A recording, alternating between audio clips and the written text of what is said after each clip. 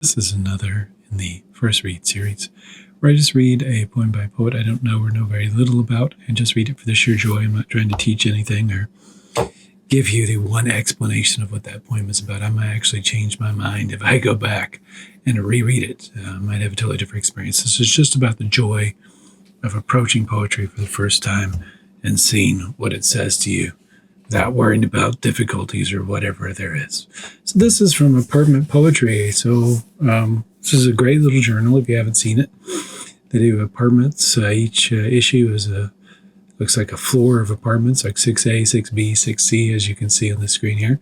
I picked 6C. I picked this fairly randomly, but also because I knew a bunch of the other poets in this issue already knew, so I couldn't really do them. But I don't know Beth Ayer. So I'm kind of excited to read her work or their work and see what it looks like. I picked A Stand of Pines, not for any specific reason. I don't usually pick these ahead of time. I just read them as I come across them. And I just picked by the titles most of the time or what it looks like on the page.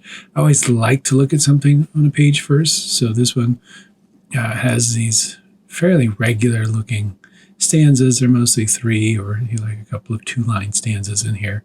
There's, not a bunch of rhyme happening at the end. So I'm assuming this is fairly standard free verse or open form, as people like to say.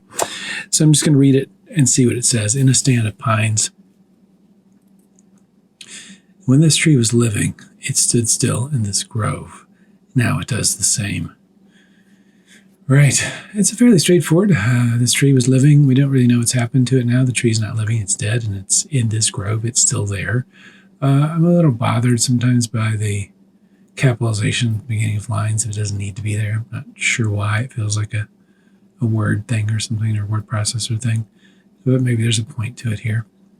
When this tree was living, it stood still in this grove. Now it does the same. Termite-powered, bored by woodpeckers, towering over its own demise. So the woodpeckers are towering over the demise of this tree, which lies there. It's being powered by termites, or termite-powered, that is. Bored by woodpeckers. The woodpeckers are towering over it, and they're boring into it.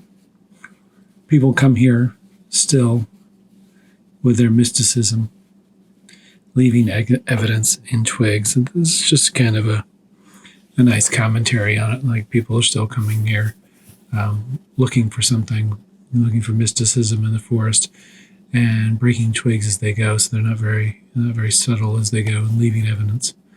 You say this is a powerful place. There's a definite sense that you say in here, and it doesn't.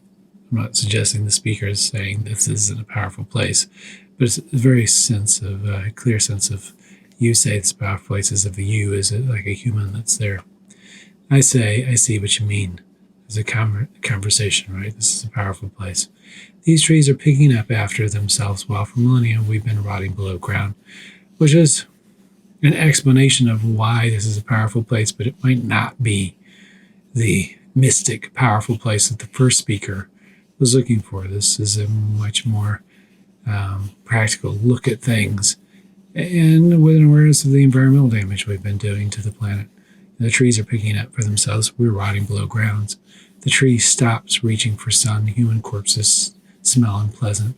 You say this is where this pile of small bones was. So there's a sense of like the tree's rotting. It's feeding back its power into the forest. And humans in boxes below ground. We're not necessarily doing that, or at least not doing that for a long time. And, they smell unpleasant. The corpse is rotting, but the tree doesn't. I can imagine it. The grove speaks easily from the afterlife. Yeah, it does. I mean, I feel like, when you're walking in the forest, you're literally walking on the death of the stuff that's been there before, that's working its way back up into things. We don't tend to think of it that way as we walk through it, or even of our own deaths in that way, but this is kind of what's there. I think of standing on opposite ends, observing each other, then something about how power isn't power at all.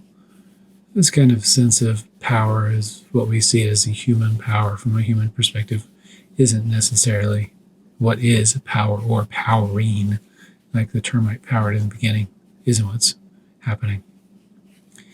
You take my hand, we keep moving. This is just kind of continuing out of it. In the last lines, we keep moving. There's this recognition of the force as this powerful place, but not for a human perspective or view of the force. It is already in its own. It's doing its own things without whatever destruction we do to it.